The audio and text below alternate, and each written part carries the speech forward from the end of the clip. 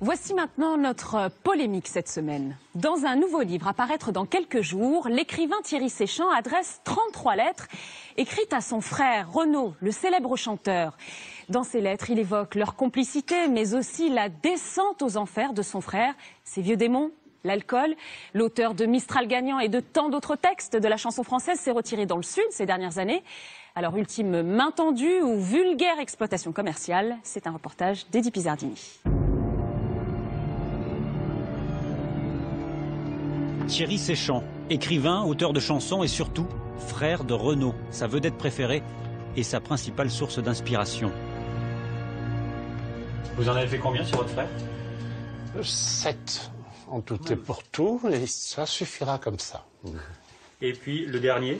Le dernier, qui s'intitule, c'est une photocopie, puisque le livre n'est pas encore sorti, Lettre à mon frère Renaud, comme vous le savez, et voilà une photo de nous, un peu en voyou anglais, un peu, vous voyez, Keith Richards et Mick Jagger, dans une période sombre.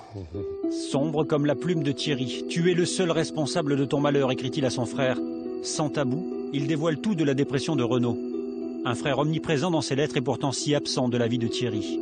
Je suis qu'un fantôme quand tu vas où je suis pas. Le plus célèbre des deux frères est aujourd'hui bien loin de son époque glorieuse, du personnage emblématique des années 80 et des millions de disques vendus.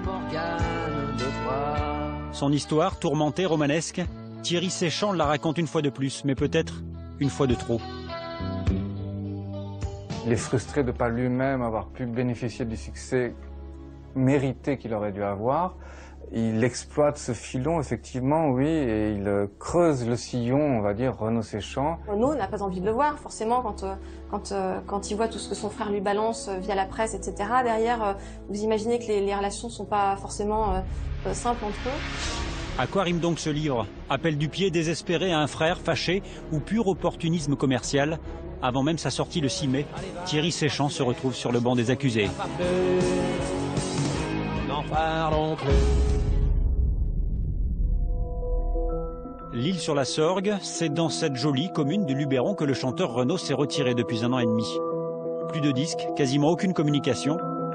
La dernière fois qu'il s'est exprimé, c'était il y a un peu plus d'1 an pour Paris Match. Renaud y reconnaît un certain mal de vivre.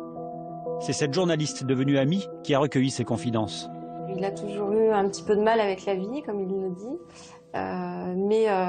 Voilà, après il y a eu des événements qui l'ont déstabilisé, comme ils se sont séparés il n'y a pas très longtemps, Roman et Renaud.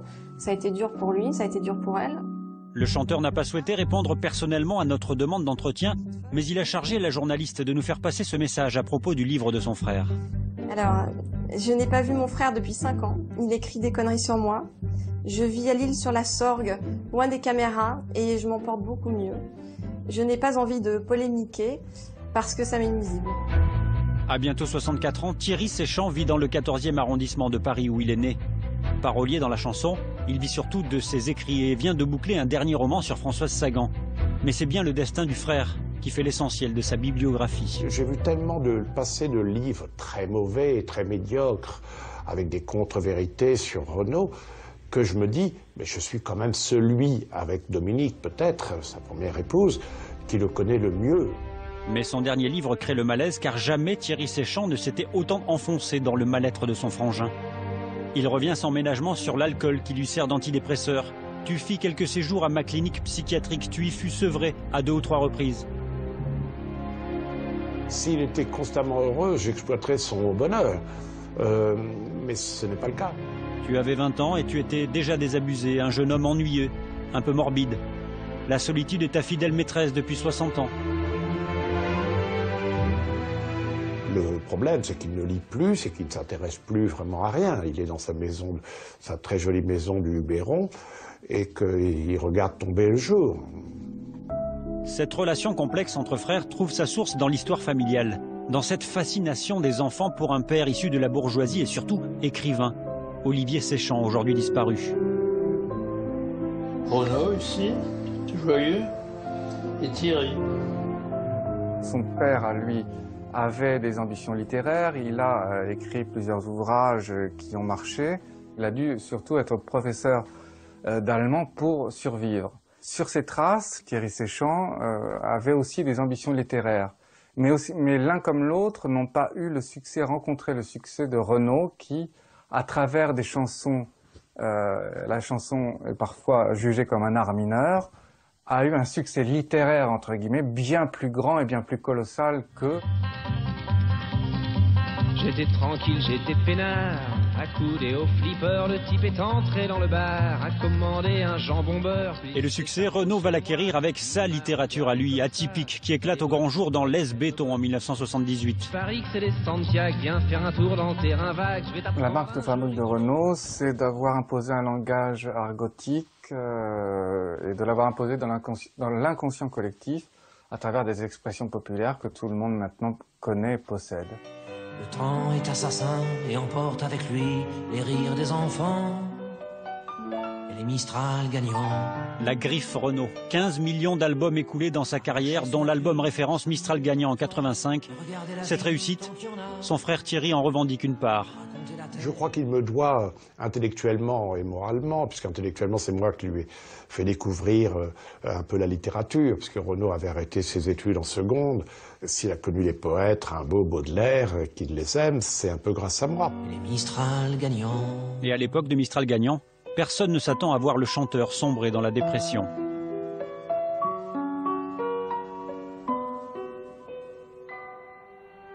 J'aime bien le mec d'abord, parce qu'il est sympa. En moins de 2 ans pourtant, le chanteur perd ses amis et guides spirituels, Coluche et Desproges, tous réunis ce soir-là à la télévision.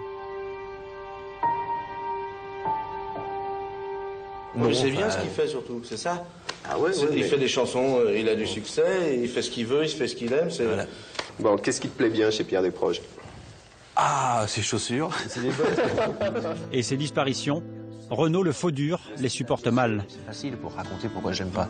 Pourquoi t'aimes bien un mec. C'est sans doute un enfant gâté. Les enfants gâtés souffrent dans la vie parce qu'ils ne sont pas préparés, ni aux épreuves sentimentales, ni aux épreuves de la vie en général. Je crois que Renaud est très fragile à cause de ça. La perte d'être proche, l'alcool, la dépression, les divorces. La vie de Renaud est un roman noir. Et Thierry Séchant est ouvertement accusé d'exploiter les malheurs de son frère.